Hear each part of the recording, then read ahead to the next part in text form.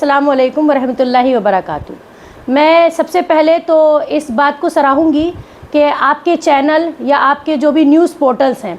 उन्होंने इस मुद्दे को बहुत सीरियस लिया, क्योंकि ये एक सिर्फ इशू नहीं है बल्कि एक बड़ी तादाद में जो माइनॉरिटी हिंदुस्तान में रहती है उनके पर्सनल लॉ से जुड़ा हुआ एक मामला है और ये बहुत संगीन मामला है। देखिए, इस मामले को हम दो तरीके से देखेंगे, एक लीगल तरीके से और एक रिलीजियस तरीके से।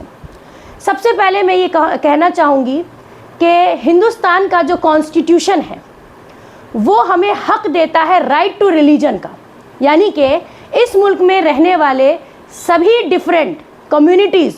किसी भी तरह के रिलीजन को फॉलो करते हो, उन्हें पूरा हक है कि वो अपने रिलीजन को अपने तरीके से फॉलो करें। तो रिलीजन को फॉलो करना यानी कि रिलीजियस कानूनों को फॉलो करना या रिलीजियस एथिक्स या ट्रेडिशंस को फॉलो करना, ये मेरा हक है जो हिंदुस्तान की ज़मीन, हिंदुस्तान का आइन मुझे देता है। एक चीज़। दूसरी बात कि सुप्रीम कोर्ट का जो फैसला कि डिवोर्स के बाद भी औरत को मेंटेनेंस मिलनी चाहिए, जो सामने आया, ये एक्चुअली आज का नया इशू नहीं है, ये शाह बानो के टाइम से शुरू हुआ था और ये बहुत लंबा और बहुत सालों से खिंचता चला आ रहा था, जो फाइनली जो है वो अब आके जो है हमारे मंजर आम पे आया। देखिए, एक बात सुने, हमारा एक शरीयत का जो कानून है, ख़ास तौर से मुस्लिम पर्सनल लॉ का सेक्शन 1937, उसके तहत ये कहा जाता है या ये लिखा गया है कि एक बार डिवोर्स होने के बाद औरत को किसी भी तरह की मेंटेनेंस नहीं है, मगर ये कि जब तक वो अपनी इद्दत कंप्लीट ना कर ले। ठीक है, तो इसमें मैं आपको बता दूं कि कुरान में सूरे बकरा और सूरे हुजरात में आप देख लीजिए कि अल्लाह ताला कहता है, मर्द को हुक्म देता है कि अपनी बीवी, अपने बच्चे, अपने माँ बाप और वो तमाम रिश्तेदार जो किसी भी तरीके से तुम पर डिपेंड हो, उनकी पूरी किफ़ालत करो।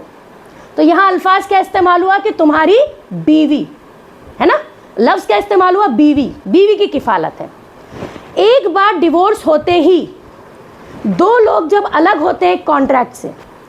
तो क्या एक औरत डिवोर्स के बाद अपने डिवोर्स हस्बैंड की बीवी रह जाती है? नहीं रह जाती। वो उसके बीवी होने के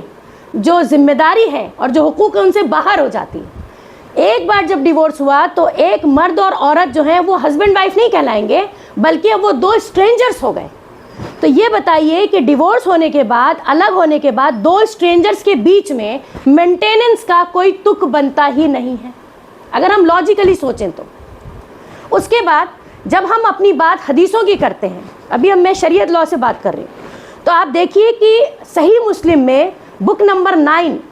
3115 हमारी जो हदीस नंबर है, और उस सीरीज़ की जितनी भी हदीसें हैं कि आप ससम के टाइम पर जितनी तलाक़ें हुई, उन तमाम औरतों को आप ससम ने कहा कि इद्दत पूरी होने तक तुम अपने मर्द की किफ़ालत में हो, उसके बाद तुम्हारा कोई नान नफ़का अपने शौहर पे नहीं बनता। तो शरीयत का कानून यहाँ पे क्लियर हो गया हमारे अल्लाह रसूल से।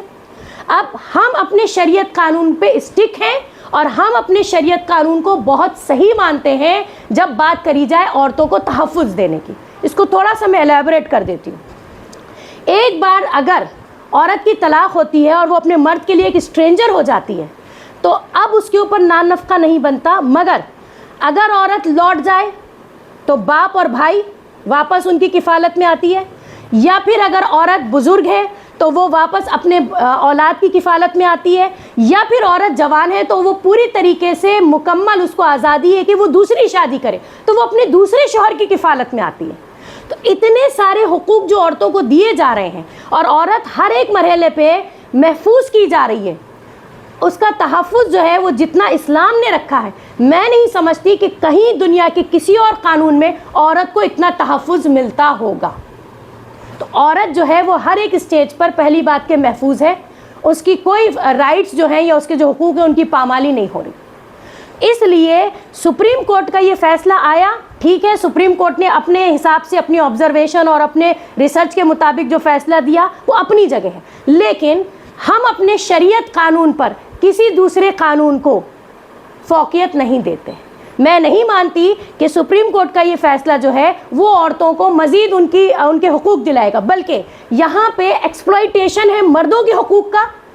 اور یہاں پہ مس یوز ہونے کے چانسز ہیں، عورتیں اپنے حقوق کو مس یوز کریں گی. جیسے مثال کے طور پہ میں آپ کو ایک بات بتانا چاہوں گی کہ اگر کوئی عورت چھپ کے دوسرا نکاح کر لے، ڈکلیئر نہ کرے، اور پہلے ہسبینڈ سے نان نفقہ لیتی رہے یہ کہہ کر کہ بھائی تم نے مجھے ڈیورس دیا، تم میری مینٹیننس دیتے رہو، چھوٹی سی مثال دے رہی ہوں، تو یہاں پہ آپ کو نہیں لگتا کہ عورت کا مس یوز کرنا اور مرد کا ایکسپلائٹیشن، ان کے حقوق کا جو ایکسپلائٹیشن ہے، اس سے کرپشن پیدا ہو رہا ہے معاشرے میں. یہ کوئی عورتوں کا تحفظ نہیں ہے،